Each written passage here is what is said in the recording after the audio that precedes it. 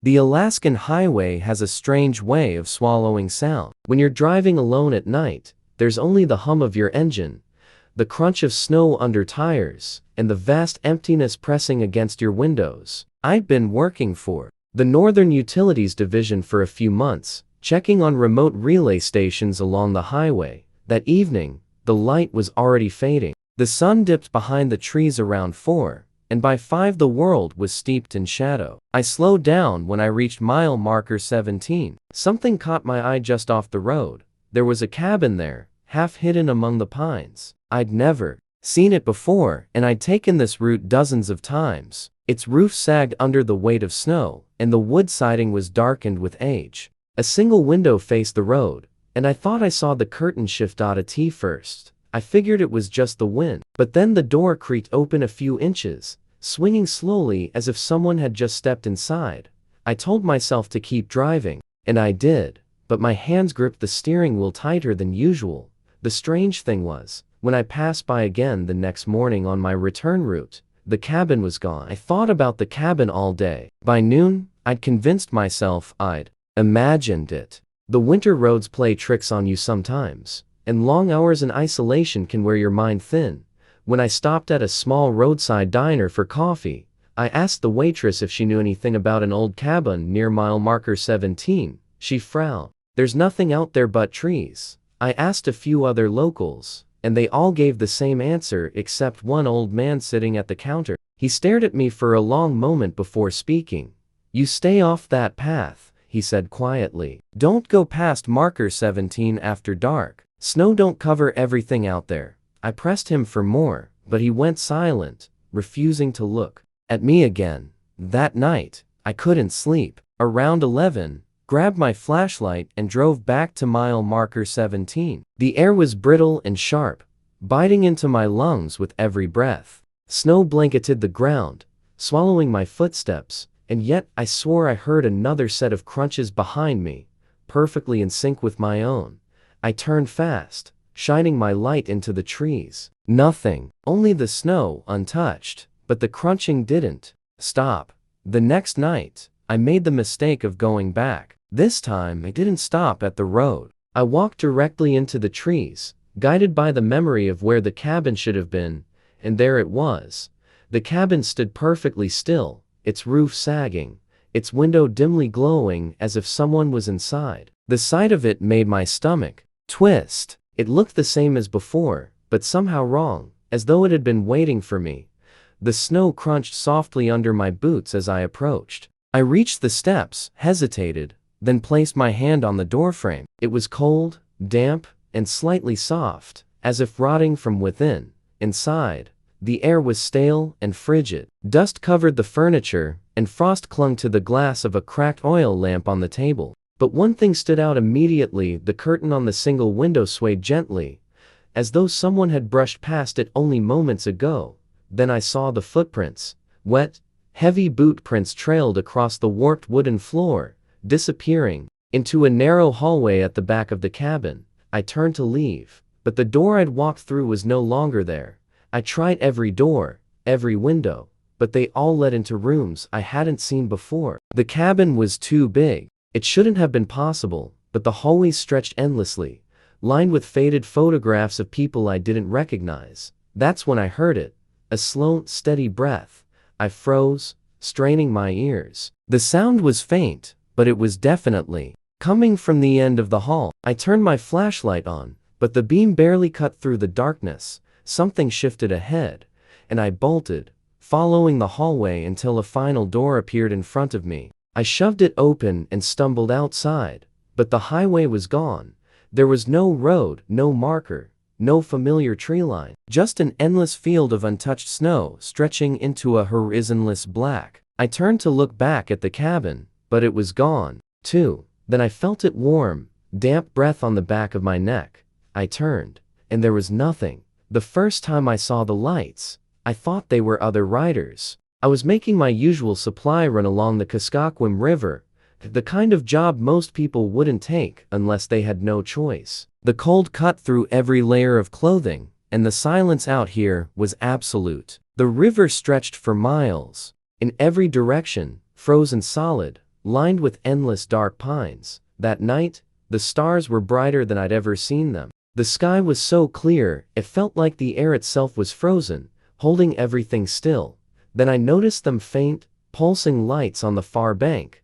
There were 4, maybe 5 of them, glowing softly in a perfect line. I killed the engine and pulled off my gloves, holding my breath to listen. The silence pressed in hard, but there was no engine noise, no crunch of snow, no voices calling out. The light stayed perfectly still for a moment, then darted suddenly to the left, scattering like sparks before vanishing into the tree line. I waited there for a long time, staring into the darkness, before finally restarting the snowmobile. That night, when I got back to my cabin, my radio came alive on its own. It hissed softly, then whispered in a language I didn't recognize. I turned it off, but the sound didn't stop. By morning, I was convinced I'd find proof that someone else had been out there. Maybe there was a hunting party, or another supply runner passing through the woods. The river was still and silent when I reached the same spot. The ice cracked softly under my boots, echoing into the emptiness. I searched the banks carefully, scanning every patch of snow, but there was nothing. No sled tracks, no footprints, nothing to suggest anyone else had been there. I told myself I'd imagine the lights, but I didn't believe it. That night, I left the radio unplugged and shoved into the far corner of the cabin. Around midnight, I woke up to static hissing faintly from the shelf. The radio was on. I stood there listening, breath fogging the cold air inside the cabin. Between the static, there were words, low and distant, spoken in a language I didn't recognize. Every few seconds, I heard soft, uneven breathing mixed in. I opened the door for air, but the cold outside bit into me like a knife. Then I saw them. Fresh boot prints in the snow led straight from the frozen river to my door. I followed them with my flashlight, heart pounding, until they stopped abruptly just outside the cabin. There were no prints leading away. By morning, I was convinced I'd find proof that someone else had been out there. Maybe there was a hunting party, or another supply runner passing through the woods. The river was still and silent when I reached the same spot. The ice cracked softly under my boots, echoing into the emptiness. I searched the banks carefully, scanning every patch of snow, but there was nothing. No sled tracks, no footprints, nothing to suggest anyone else had been there. I told myself I'd imagine the lights, but I didn't believe it.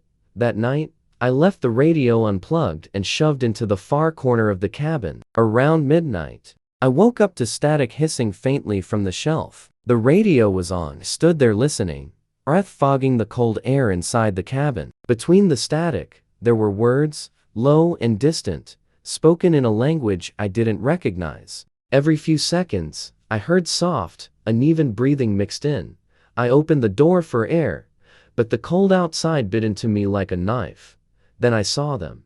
Fresh boot prints in the snow led straight from the frozen river to my door.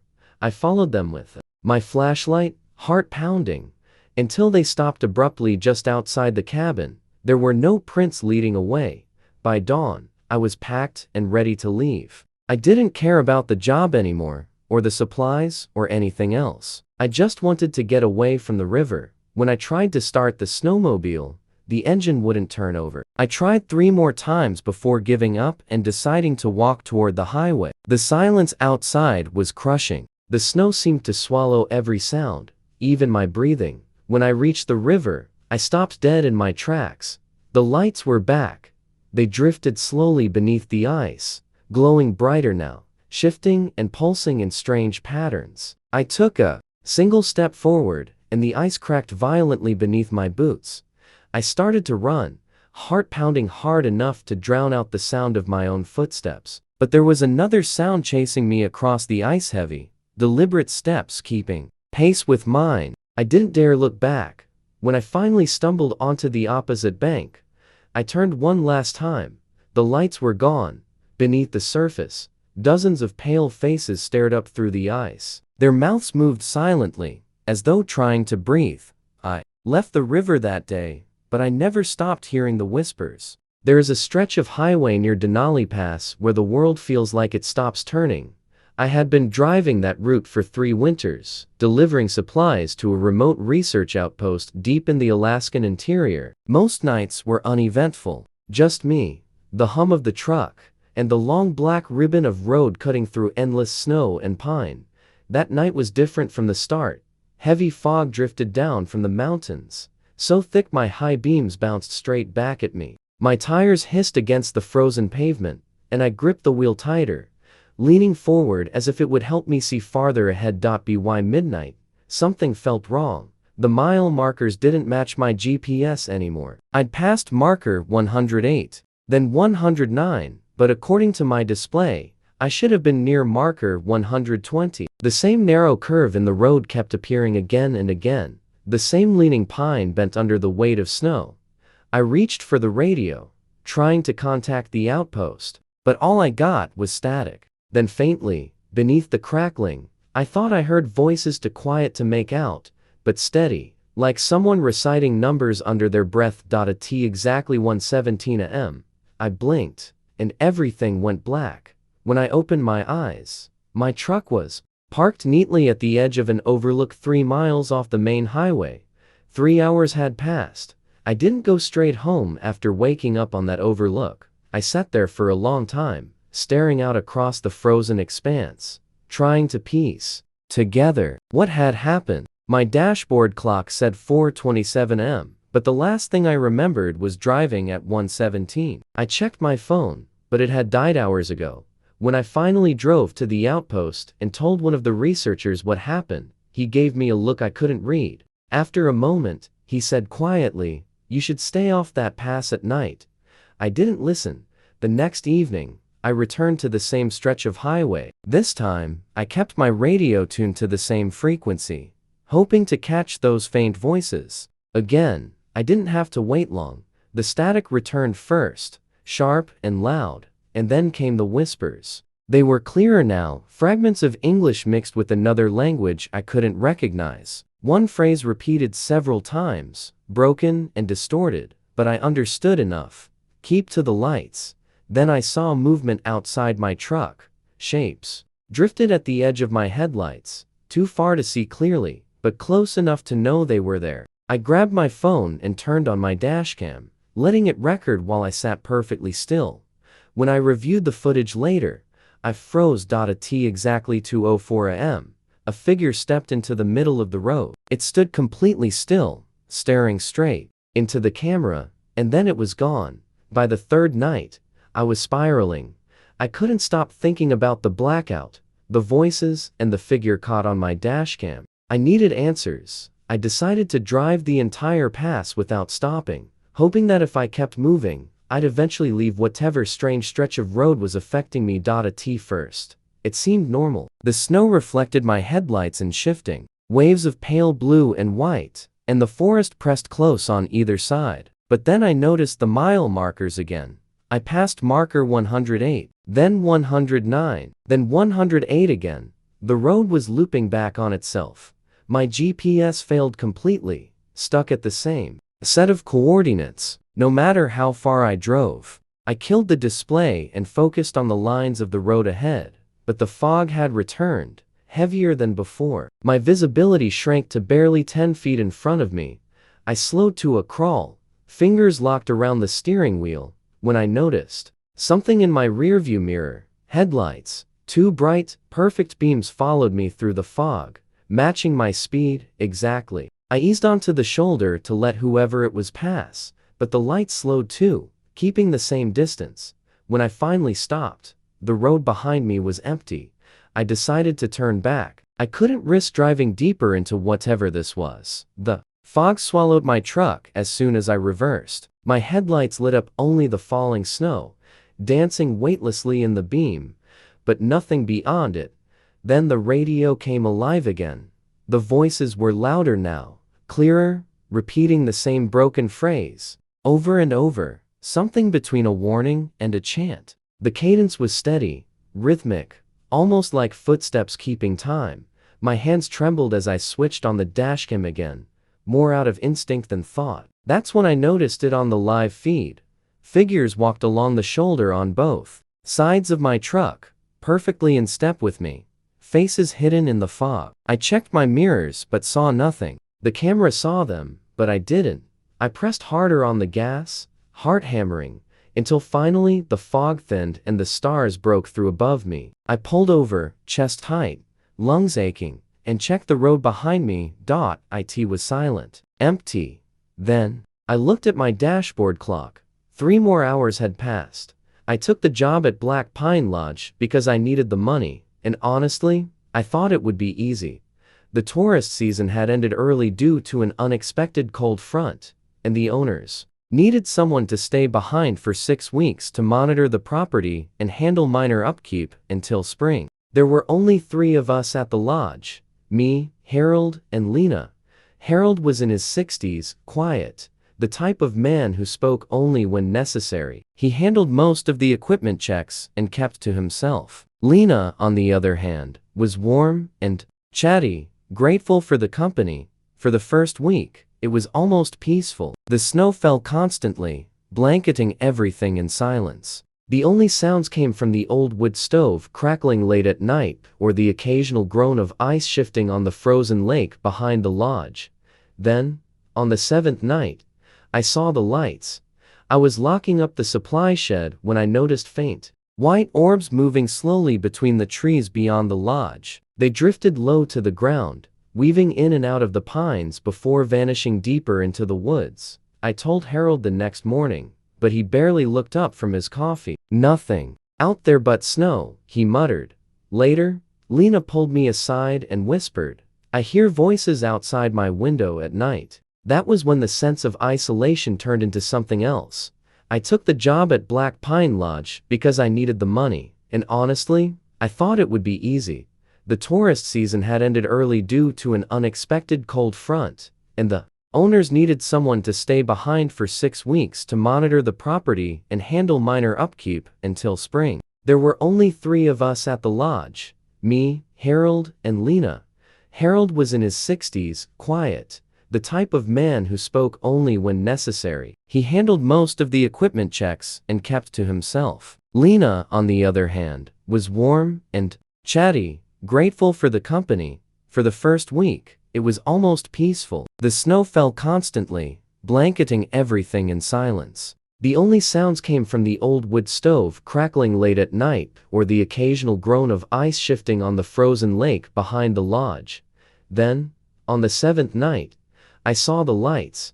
I was locking up the supply shed when I noticed faint white orbs moving slowly between the trees beyond the lodge. They drifted low to the ground, weaving in and out of the pines before vanishing deeper into the woods. I told Harold the next morning, but he barely looked up from his coffee. "Nothing out there but snow," he muttered. Lena pulled me aside and whispered, "I hear voices outside my window at night." That was when the sense of isolation turned into something else. Lena's unease started showing on her face. Her usual cheerful tone faded into nervous whispers, and she refused to be alone after sunset. She swore she heard knocking on her window every night, soft and deliberate, but her room was on the 2nd floor, and there were no balconies outside. Harold, meanwhile, seemed to be drifting into his own world. He'd wake up before dawn and vanish outside for hours, only to return pale and shivering. Sometimes I'd look out the kitchen window and see him standing at the edge of the woods, staring into the darkness as if waiting for something to come out. 3 nights later, I woke to the sound of faint creaking above me. At first, I thought it was the roof settling under the weight of snow, but then I heard it again: slow, deliberate footsteps pacing back and forth. The problem was, the top floor was locked. No guests had been up there since the lodge closed, and I had the only key. I grabbed my flashlight and crept up the stairs, my breath fogging in the cold hallway. The door to the upper level was closed tight, untouched, but when I leaned closer, I saw something on the floor. Wet footprints led from the sealed hallway, trailing down the staircase and disappearing into the dark. I couldn't take Harold's silence anymore. The next morning, I cornered him in the maintenance room and asked why he kept disappearing into the woods. His answer was flat and cold. "Some things out here are older than this lodge. Best not to disturb them."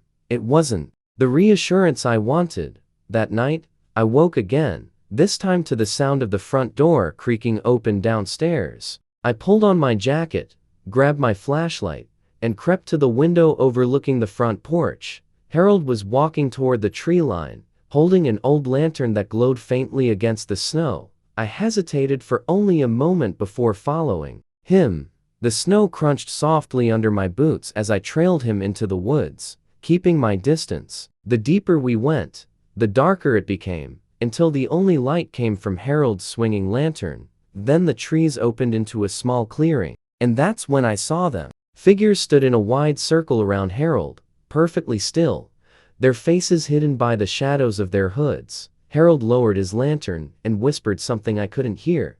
Every single figure turned to face me at the same time. I ran until my lungs burned, not daring to look back. I packed my bag before sunrise, ready to get out of the lodge and hike the 7 miles back to the highway if I had to. When I opened the front door, I stopped cold. A massive wall of snow blocked the entire entrance, far taller than anything that could have fallen overnight. I ran to the back exit and found the same thing, the door buried, the path sealed. The radio on the counter hissed softly, but no signal came through no matter how I tuned it. Lena refused to leave her room, convinced the knocking outside her window had started again. At dusk, Harold returned from the woods carrying a lantern had never seen before. The glass was cracked, the handle rusted, and inside the faint glow didn't flicker like firelight. He said nothing. When night fell, I checked the front door one last time. I opened it slowly, expecting to see the snow. There was no snow. There were no trees, no sky, no ground. Beyond the doorway stretched nothing but endless black. I shut the door and locked it. The knocking started immediately.